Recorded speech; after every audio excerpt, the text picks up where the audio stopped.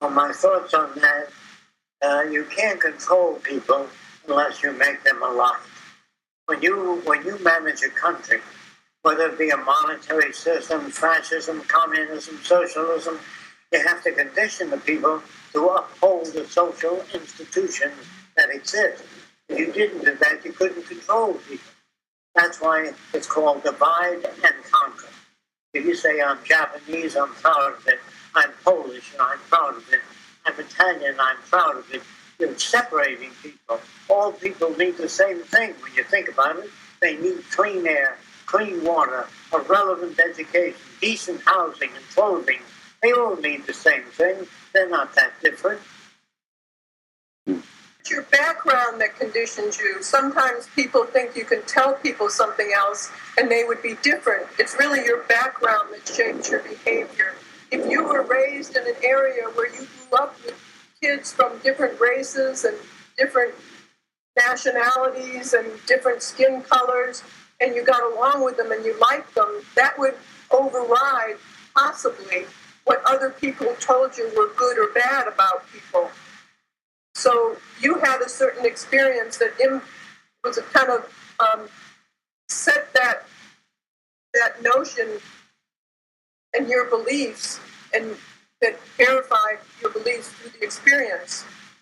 But if you were raised in the South, where people were really, really bigoted and didn't like blacks and went and shot them on weekends just for fun, but your parents were prejudiced and they were very good to you, very warm people, very kind to you, but told you the blacks were no good and would harm you because they really felt that way, you wouldn't like blacks unless you had a childhood friend that was black when you were young. Matthias has a question for you as well. Fire away.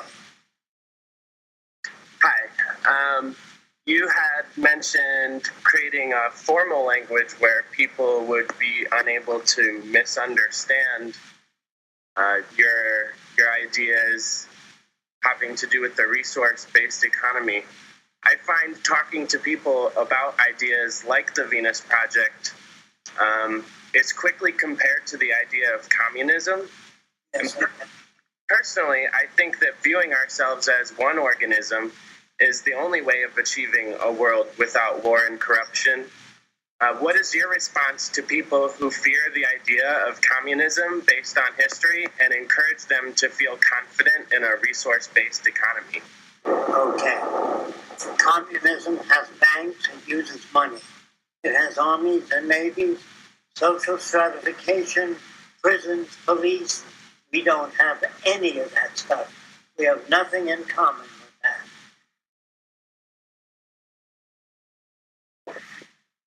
Communism is also for the labor class.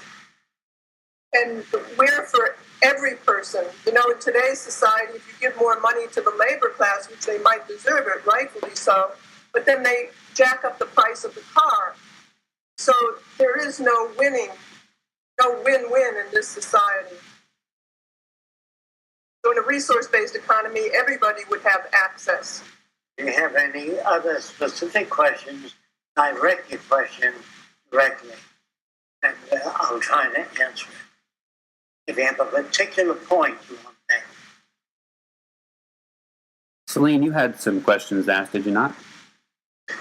Yeah, my question really is, other than education, what are the next steps that we can take to help push towards this resource-based economy? What can we do now to help push towards that?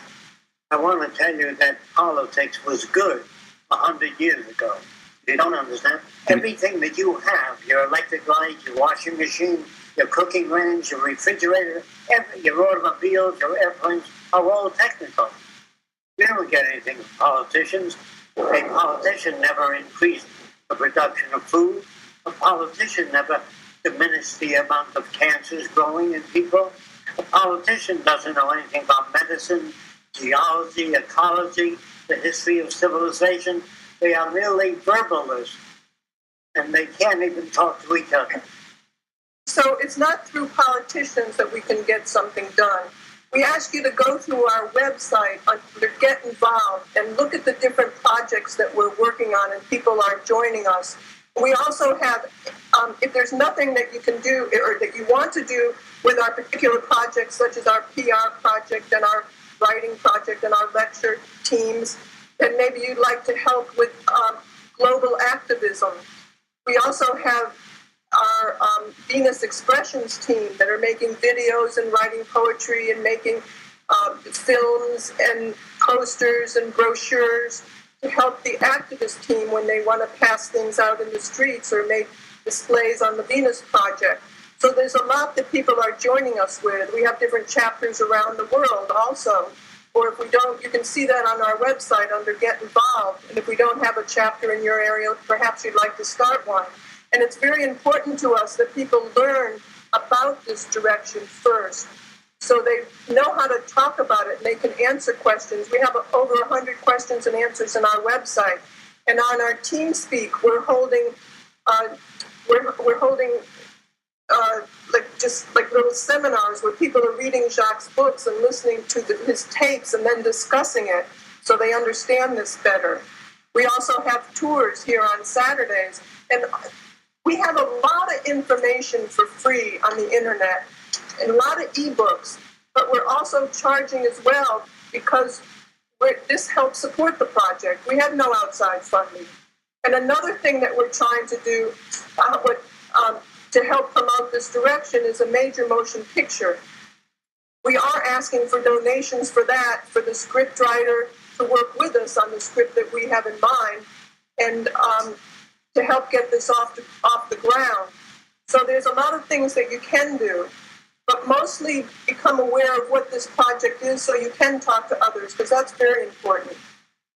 If you get our book, The Best That Money Can Buy, and read that, you'll have a pretty good idea of what the Venus Project is about.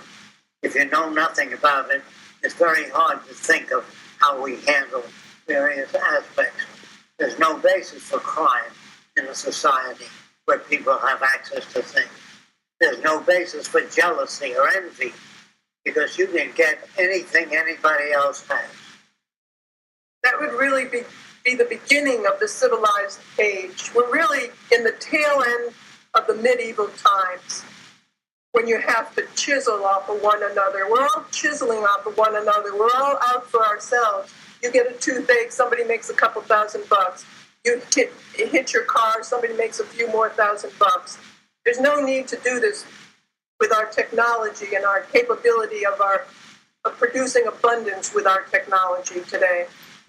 We can produce vehicles that don't hit each other, but have proximity sensors on them. Sometimes you're driving your car and it says, drive carefully, slippery when wet. We put abrasive in the highway so it's not slippery when wet.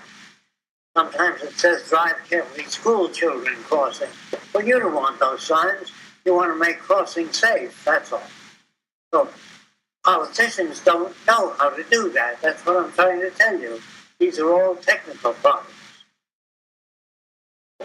You know, you bring up some really good points, as do the others on with us right now. And one of the challenges that I think we are experiencing culturally, at least in the Western world, is the problem of the myopic outlook of society. So when groups like yourselves, or actually there aren't a whole lot of groups doing exactly what you're doing, there are others doing similarly minded projects, but when you set up the transitional city as you're attempting to do, which will still be based on money initially, what are your hopes for the next 10 to 15 years of how these transitional cities might take effect and how they would affect the societies or the towns around them? Okay. First of all, people are not open to new ideas. They never have been. They've been conditioned not to be open to new ideas, except in cell phones and computers and chips and iPods. They're conditioned there to expect change. You have to raise your society with more scientific information. So they are not brought up in the future to have a right to their own opinion. Remember, most Americans are brought up to believe they should have a right to their own opinion.